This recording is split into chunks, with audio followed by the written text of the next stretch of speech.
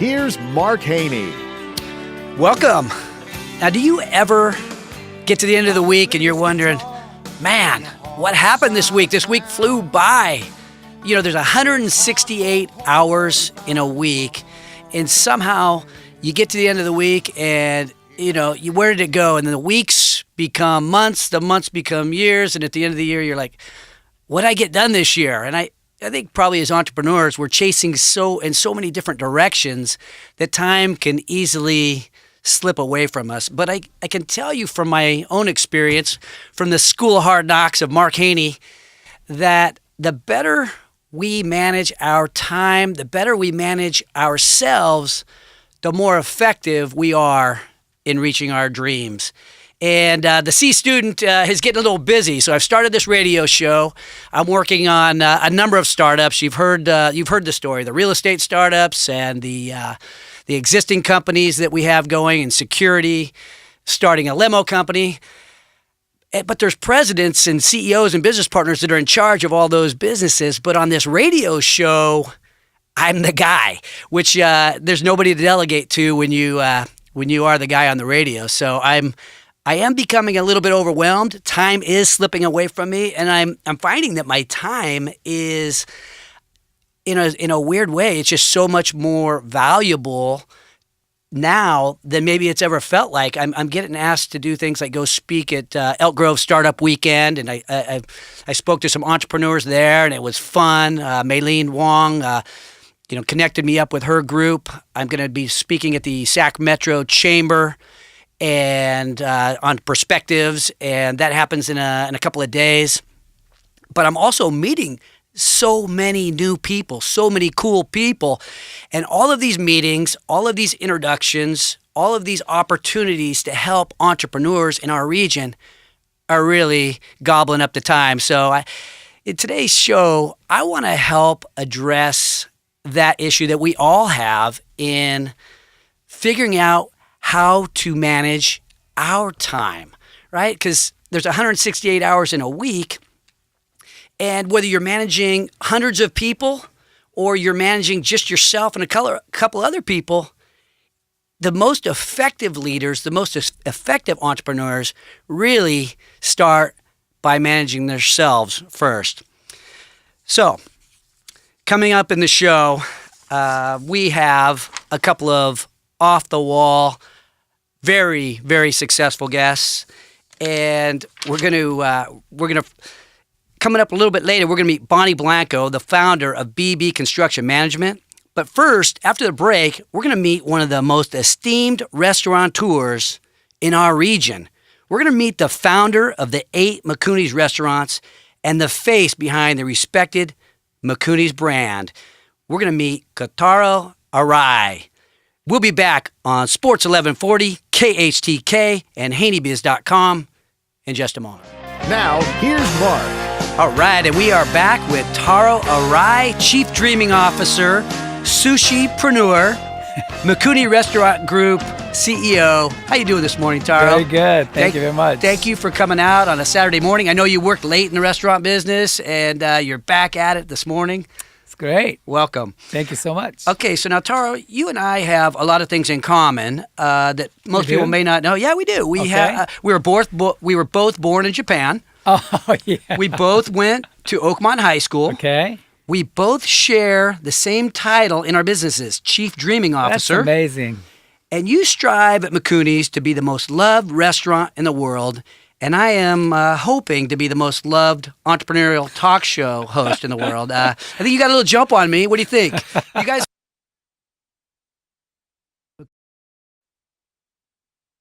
Don't mind... share with us your story. I mean, you had to overcome hardships that most of us, we can't understand. The perseverance that you have had to demonstrate is really unbelievable. Moving here from Japan as a teenager. Can you share your story with us? I mean, from where? Share from when you get hit in the face back in Japan. Well, I was so unique in Japan. I mean, I'm different, I would say. And I just couldn't follow every rules that they had. And then the hair has to be a certain way. I just couldn't do it. So I did a reverse mohawk. I was the only one, maybe in Japan, but With the reverse mohawk? yeah, just shave the middle. And you're a teenager with a reverse mohawk in Japan, which is very, very conservative, right? Is that right? And then the shoes to our school, we had to wear certain shoes, white shoes with yellow line and Oh, wow. yellow. But I found the red one for half off. And my parents didn't have much money, so I love red. I said, why not get that one? Yeah. You're a rebel. Well, I wanted to be who I am. So I went to school with shoes. Among over 2,000 students, I was the only one. So I felt so special. And that morning, in front of all students, principal called me up to the podium, stands. And I was so happy to be special. I was waving at my friends. And he said, turn around. So I did. And he just started smacking my face. He started hitting you. Till I bleed all over. And he said, hey, if you don't follow school rule, it's gonna happen to you. So And you were the class president, am I right? Yeah, I did everything. Yeah, and then And you're bleeding all over the ground in front of the entire right. school. So I wasn't that special. So I took the shoes. I was hard headed, so I gave the shoes to my principal, and I didn't wear shoes for a year. Oh, Just to show. you went barefooted to school? Yeah, I was hurting too. But I just wanted to show, I just couldn't do it, what they asked me to do, every single thing. So then I went home and I told my dad about it. I just can't fit in Japan. And he's the one suggested me, America might be the best place for you to go. Wow. And so you and your father had a discussion. Mm-hmm. You decide as a teenager that you're going to get shipped off to America, and the family stayed back home. Right. So when I was 11, newspaper was only work I could find. So I started doing that. And then till 15 and a half and raised $6,000. So I told my parents, I'm ready to go. Okay, so you had the $6,000 to move yourself to The United States. That was my dream to go there. And then how'd you end up in Sacramento? So my dad, my mom, my sister, brother, they all said they wanted to go with me. So I found a church in Sacramento who needed a Japanese-speaking pastor. And then my dad's job was a pastor all his life. So I said, that's perfect. So he applied and got a job, and we got a green card right away, and we came straight to Sacramento. And you ended up, that was when you were in high school, so you started off at Johnson High School, right. And then you decided to relocate. What happened? So what happened was we moved 10 times first year and a half looking for cheaper rent. Oh, okay. Because my dad was getting $450 a month in pay from church. So we did a newspaper route, collecting cans, and we did everything we could do. Meanwhile, miracle happened.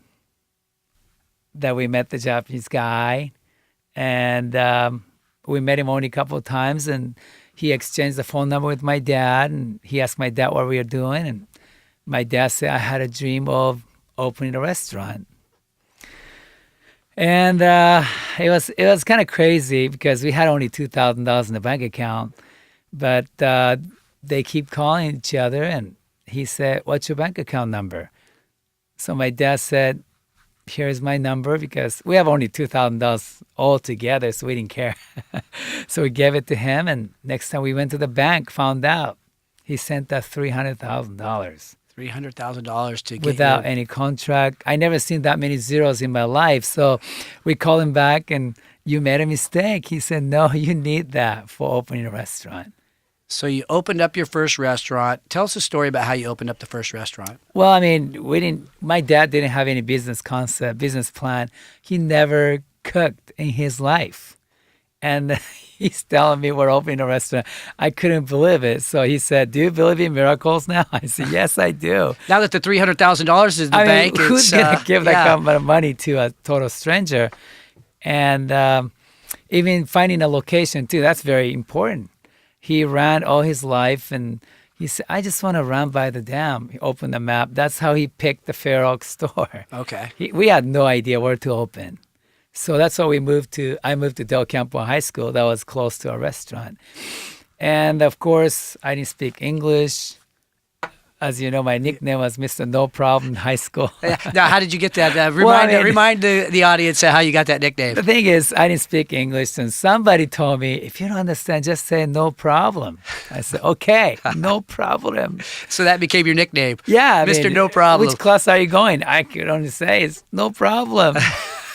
I got ditched on the homecoming dance, no problem. So they used to call me that. I took that in the business too, and they said, well, this hood is $50,000, no problem. This lighting system is $15,000, no problem. So we run out of money right away. So that's how we start the business. And you started the business with the Japanese cuisine. Uh-huh. And then how did the business progress from there? Well, we lost all the money right away.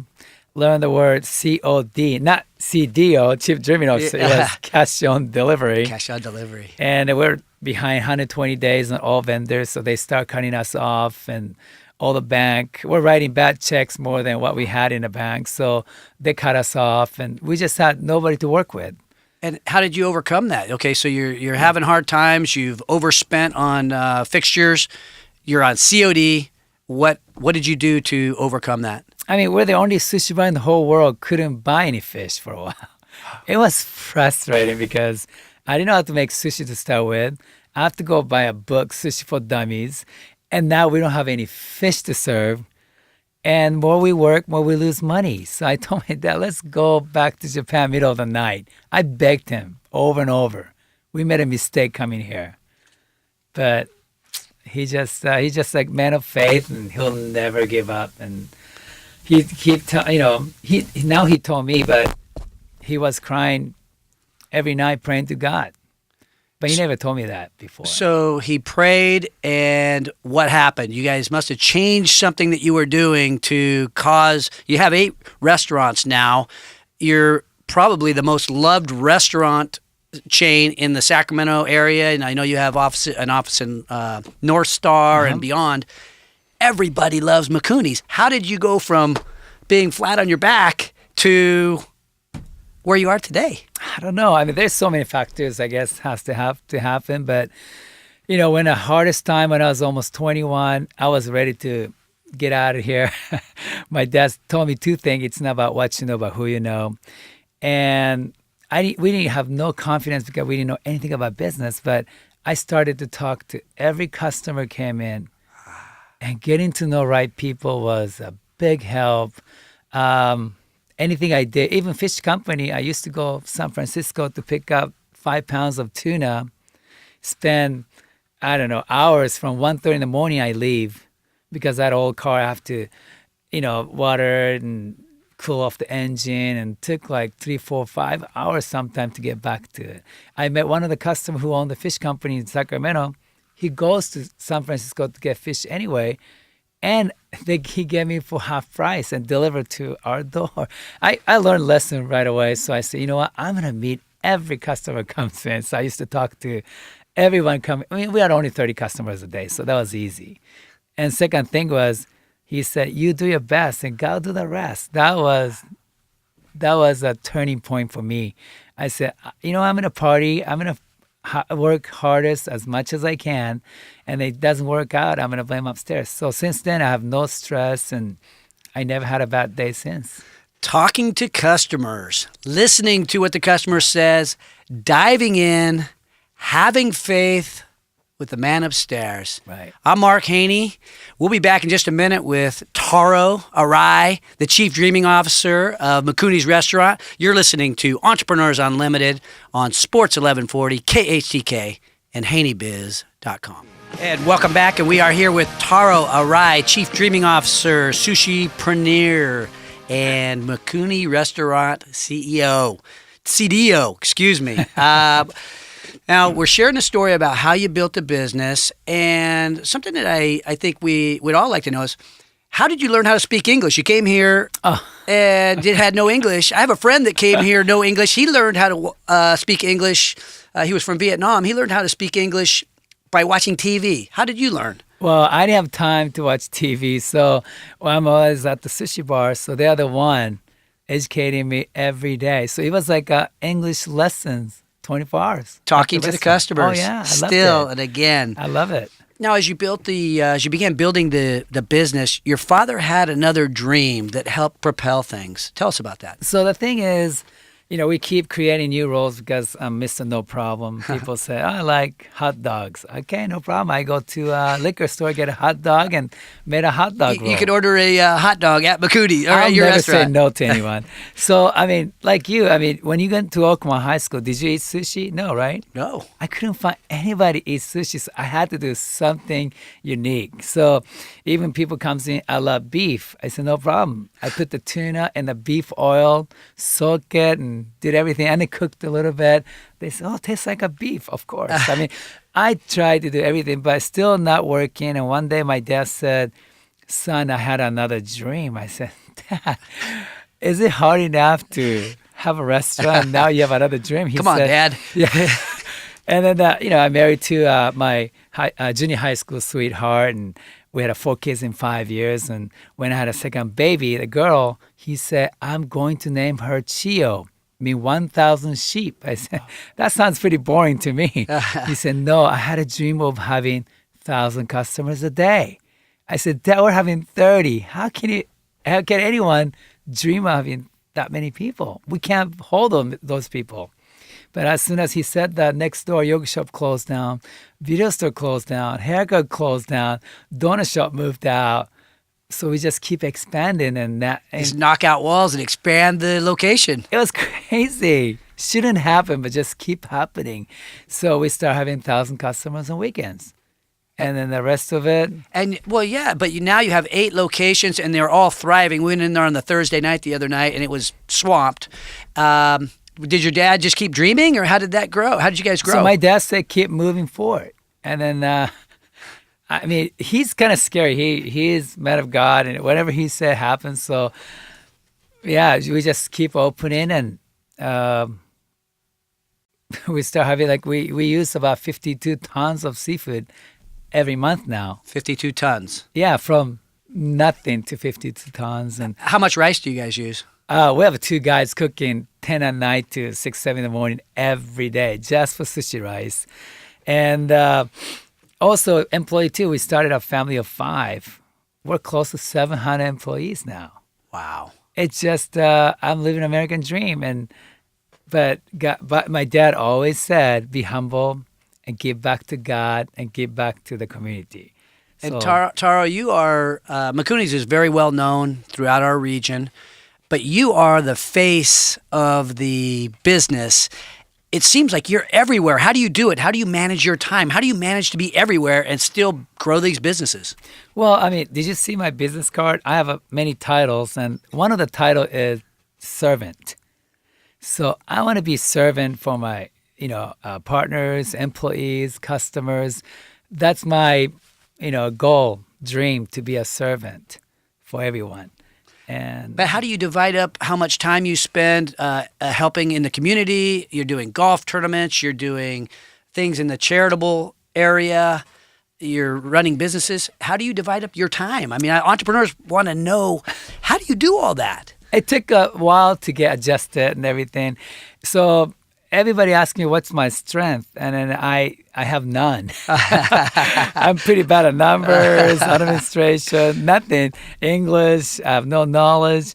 But only one thing I can say is maybe delegation. I find all the smarter guy around me. Yes. So, I let them do all the details, headache, all the work. Surround yourself with good people and delegate. A key to time management, ladies and gentlemen. You heard it here from Taro. Okay. It was easy because I have nothing to be proud of, and I'm pretty stupid. So it was easy for me to do. But some smart, owners, maybe they might have a hard time delegating. But for me, it was much better to delegate. That sounds very familiar. So now you do so many things. You guys have such a big heart. You help so many people outside of your business. I know you're doing things with people in Japan who are, there's a suicide kind of epidemic in Japan. I know you do things for people with cancer. Tell me the story about the woman that came in who had been affected by the tragic disease of cancer. So we just had a 20th annual golf tournament that we started 20 years ago, of course. And then we put the money on the Breast Cancer Navigator program.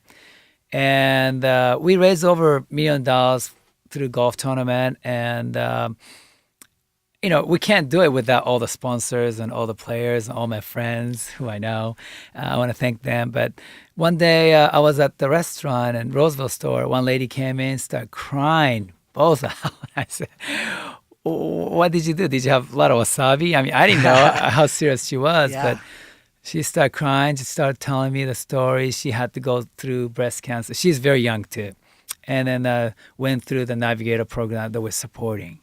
I saw that and I said, wow, it's amazing to help others, making a difference for others. And now I heard I helped over 4,000 patients through the golf tournament too.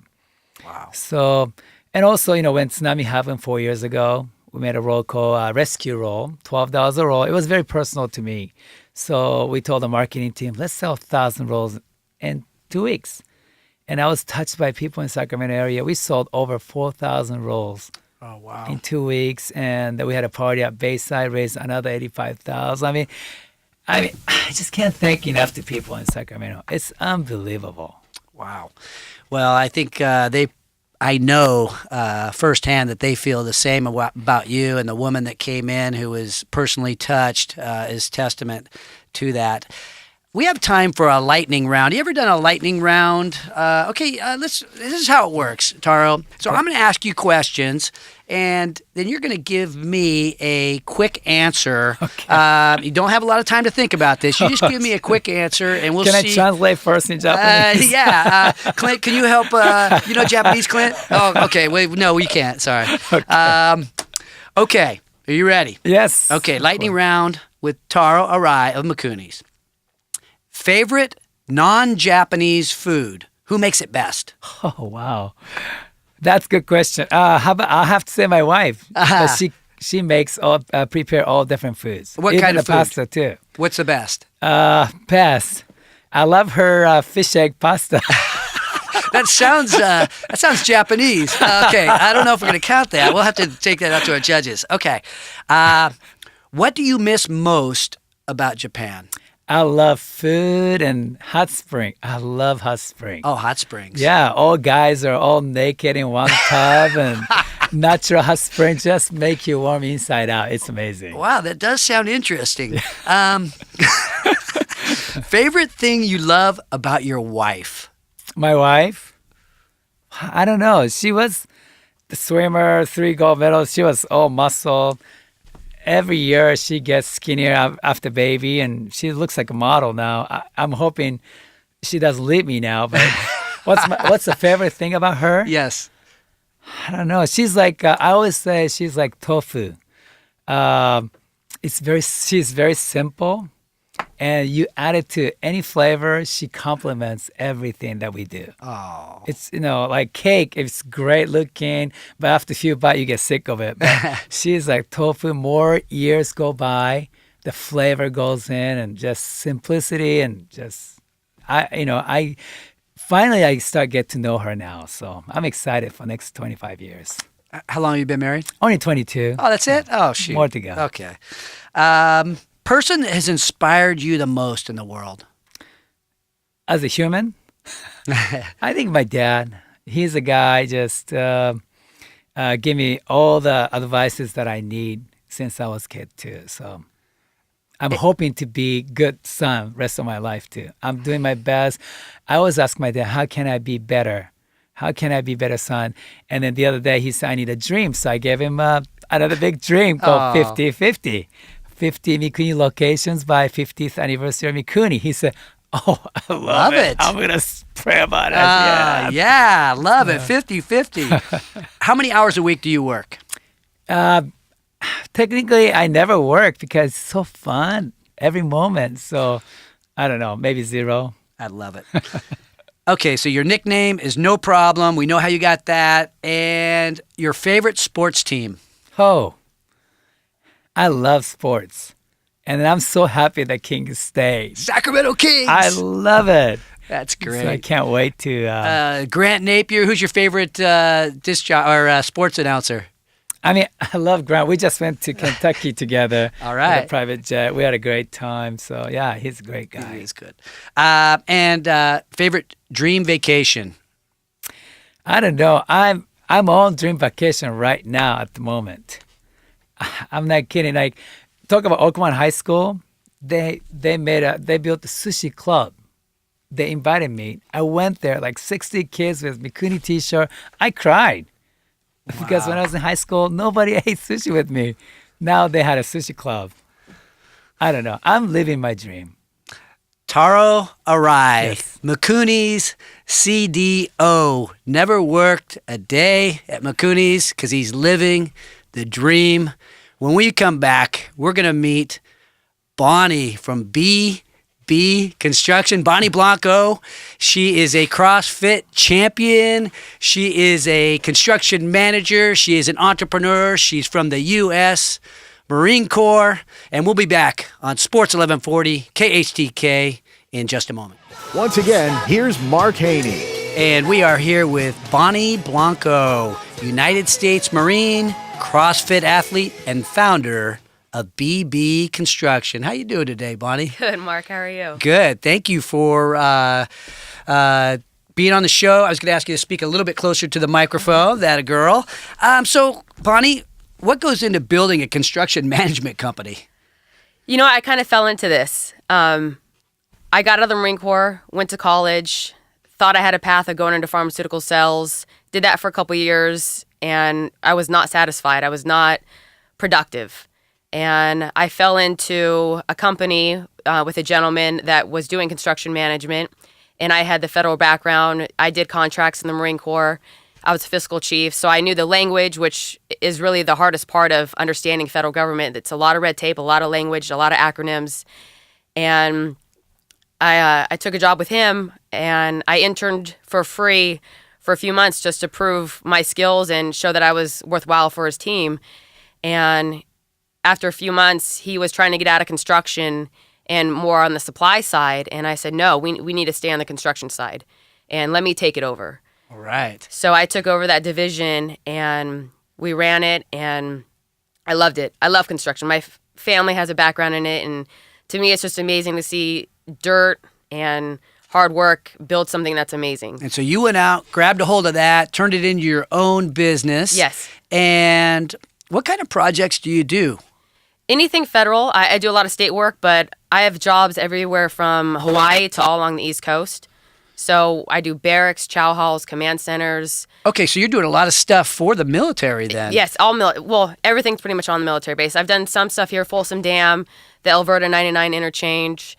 But for me, I love going on the bases and building new barracks.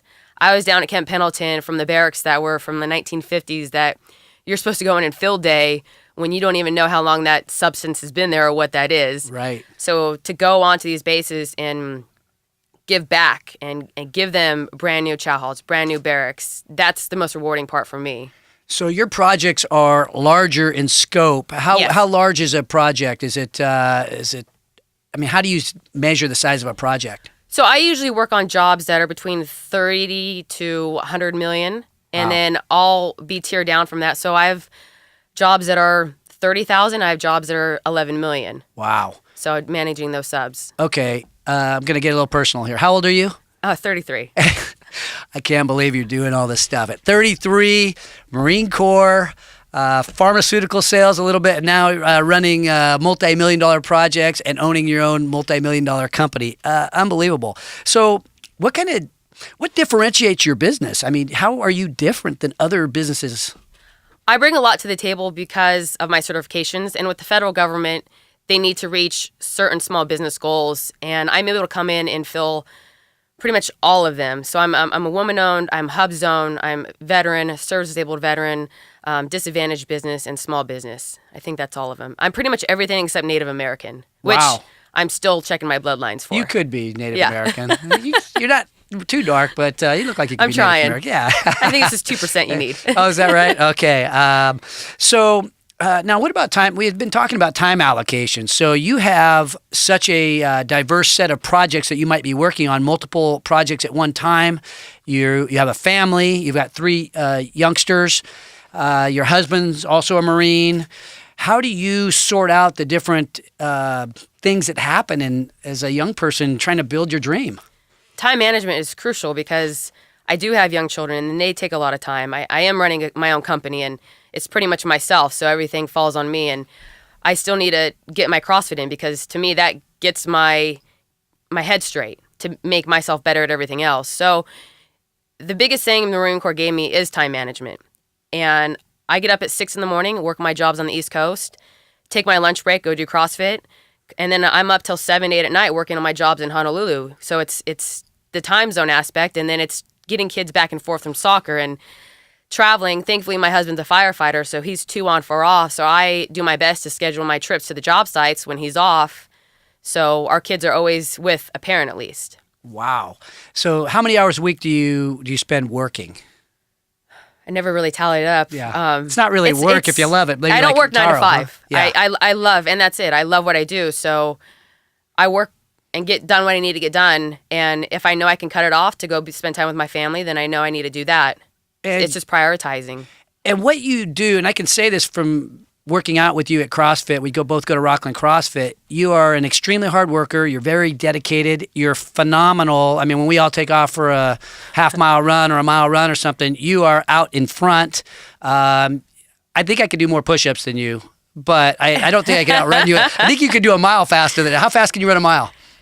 Last time I timed it, about a little over 6 minutes. Oh, okay, I might be right with Maybe. you. So how do you do I'll that? see you on though? Monday. Yeah, okay. Yeah, I better not pop off on the radio, huh? So how do you? I mean, what philosophies have you picked up that you've developed that really lead you to that level of excellence in everything that you do? I think I always go into any situation knowing that I'm better than somebody, but there's always 10 people better than me. So it's constantly sharpening my skills and always striving to be better. Because I'm never going to be perfect, but I don't want to be. But I always want to consistently try. You test those limits. Yes. And if I'm going to do something, I'm going to do it right. That's why I joined the Marine Corps. It's the hardest. They're the hardest to get into. They're the hardest branch. So if I was going to go in the military, then why not challenge yourself to be the best? What kind of challenges have you ran into? I know coming back from Iraq and deployment, it can be so much of a change, and so many people are affected by PTSD. What kind of challenges have you ran into? It was definitely one of the hardest times in my life. I mean, I was 20 years old when I went over in Iraq, and we were one of the first to go over, so we didn't really know what we were getting into, and it was day by day. But coming back, they didn't really know what to do with us either. So it's just kind of, hey, we're back home, go be with your families and be normal again. And you don't get to sleep with your rifle anymore. And I was 21 and I was married at 19 years old. And you have to grow up a lot, but you struggle with just trying to be normal again, because what is normal after you experience what you experience over there? So it was definitely eye-opening, and I lost one of my really good friends. We served the whole time over there and survived and came home, and like a lot of us did, we drank, and that's how you overcome being home and not having to be normal. You just kind of settle into that, and you're with your brothers. So unfortunately, he had a bad accident and he passed away after we got back. So my gosh, that was really eye-opening to me, though, that we are not untouchable, and I have so much to live for, and I need to be the best that I can be, because it can be gone just like that. And whatever I struggle with, I know that that's just going to drive me to be better. To whom do you owe the most gratitude for your success? My husband's amazing. He's always pushed me. He sees in me what I never see in myself. And he said for years that I need to go out on my own and be my own from the Marine Corps, just because how I was. And if you want something done a certain way, you need to do it yourself. And my standards, I have been at that level, and he's pushed me and supported me and believed in me. So him and my 3 daughters, I mean, they make me see life for what it is, honesty as what it is. And I think that's, if you're not living for them, then what are you doing this all for? Yeah. Now your husband was a Marine. You were a Marine. Your 3 children, are they Marines yet? Yes, they're our little devil dogs. Now, is there a certain way, when you're getting raised by 2 Marines, that must be, there must be a lot of structure in that household. Are you using the terminology like the tennis shoes or the Go Fasters and the hats or the covers and things like that? Yeah. Our daughters definitely know push-ups.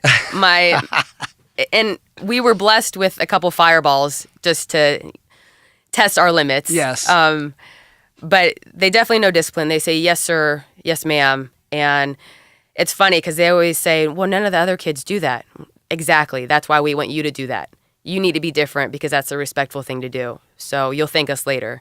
So just instilling this foundation for them at this age is so important to us. My middle one will go around the house just saying, ooh, rah, Marine Corps, da, da. And that gives me that sense of pride. I miss the Marine Corps every day. So if I can instill little tidbits in my children, whether they go in the Marine Corps or not, just they know what their mother and father did and who we are and what we stand for. And that's so important to us. And what's the future for Bonnie Blanco and the BB Construction Management Company? Continue growing. It's been such a wild ride the past 3 years on my own. And the first couple of years were definitely a struggle and questioning myself if can I handle this? Is this what I should be doing? And now that I'm finally picking up stride and I absolutely love what I do. And I have so many people that I run into that don't love their careers, are unhappy in life, and I think that falls on you. So I'm extremely happy where I'm at in life, and I just want to continue to make it grow.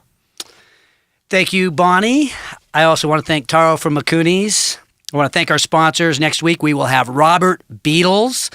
He is the owner and entrepreneur of Memory Tag and several other companies. In just a moment, we'll be back with some closing thoughts about managing our time and some things that I have done that have helped me to on my own entrepreneurial journey. I'm Mark Haney. You're listening to Sports Talk, Entrepreneurs Unlimited on Sports 1140 KHTK and HaneyBiz.com. Once again, here's Mark. So we are all motivated entrepreneurs trying to build businesses. I'm working on my radio show business, a bunch of startups. I've built some businesses in the past and developed a little bit of philosophy about how to manage myself. I've been involved in managing multiple companies, but really I'm finding today that probably the most difficult thing is managing myself and my own time. And I just have the belief that if I manage myself as effectively as possible, everything else has a better chance of working. And I have a little bit of a theory. It's not easy, but it's kind of simple, and I'll go through it a little bit. It's really, I like to write it down and revisit. Write it down and revisit. So what am I writing down? I mean, the first thing you got to do, I think, and when you're thinking about your time management and how you should spend your time each day, it starts with your vision. It starts with that dream that you have about what you want to be. Taro has a dream of having the most loved group of restaurants in the world. That's his dream. It's this big, huge dream. And he's a legacy entrepreneur. He's worried about his long-term legacy. So whatever your dream is, I think it starts with that. You may have the dream of bathing in $100 bills with 7 hot girls in the bathtub with you. That might be your dream, and that's fine. You might be more of a lifestyle entrepreneur, and that's okay. You know, there's some of our dreams are not the driest dreams in the world, but others may have a dream that is about changing the world, really making an impact. And I think my dream, which has turned into my vision statement, has to do with playing catch with my great-grandchildren. So I need to live a long time. I need to try to stay in shape a little bit, but really that vision dictates what my mission is, what I am committed to doing. So your vision and your vision statement, that sets up a mission statement for yourself, my friends. You need a mission statement, a personal mission. Of course we need one for your business, but maybe you ought to have a personal mission statement as well. And I surely do, and it's written down. And some of you may write it down on a business card. I write it down, and I got it on my business card in my wallet. I think everybody who knows me knows I carry around my goals, my vision, my mission right here in my wallet. Others of you might carry it on your phone, and it might pop up as a reminder every morning at 7 o'clock or at 3:15, whatever time you get up in the morning, your mission statement pops up on your phone and reminds you of what you are committed to doing in your mission. And doesn't your mission dictate your goals, right? Your mission dictates your 1 year, 3 year, 5 year goals. Everybody talks about goal setting. Well, if you got a vision, you got a mission, a life's mission, those things only change every 5, 10 years. You could change the goals come out every year or more often. You might have 1, 3, and 5 year goals. Or write them down and revisit them. Write them down and revisit them. And so many times those goals, if we do it correctly, they lead to ranked initiatives, right? We have initiatives that we do all day long. You have to-do lists, and you got to write those down, and you got to revisit them. So if you think about your 168 hours in a week, right? We all have 168 hours in a week, and we know that those weeks fly by. Weeks become months. Months become years, and we're trying to change the world. Think about that 168 hours. Draw yourself a little circle on the page or on your computer. And if you're working half-time, that's what, 80 hours a week, right? 168 hours. Half-time's about 160 out of 160 is about 80 hours. Now, some of you guys are saying, well, I'm a lifestyle guy. I'm a 30 to 40 hour a week guy. Some of you are going more like Bonnie and going, hey, I don't know how long I work. I know I get up and I start working, and at the end of the day, I'm working on my stuff in Hawaii. Some of us are taking that approach, and some of us are taking the lifestyle approach. And it doesn't matter, but I think if you write it down and revisit it, we all know that if you do enough of those little things on your to-do list, if you accomplish enough of those initiatives, then anything is possible, right? Yes, if you do enough of those little things in life, enough of those little things to reach your goals, enough of those little things that tie into your mission and your vision, anything really is possible. So who knows best where that comes from for you, what your time allocations ought to be? I would say the answer is simple. The answer lies in the guy that you see when you look in the mirror every morning, right? The answer lies in you. You decide your time allocations. You know what's best for you. You know what you want out of life. So write it down.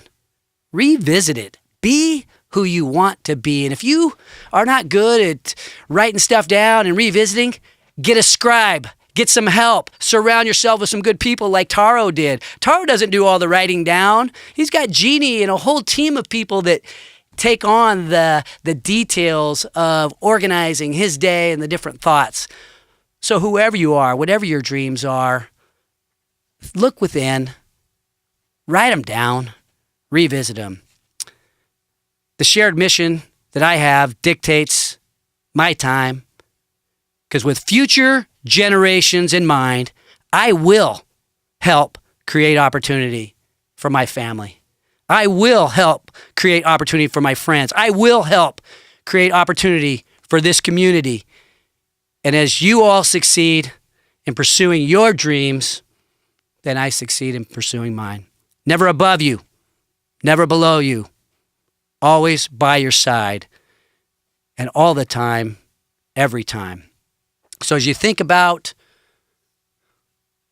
where your dreams come from and from within inside, I want you to think too about Taro's father's passion as he had a dream, as he stated clearly to his son what needed to happen and what he viewed happening in the future.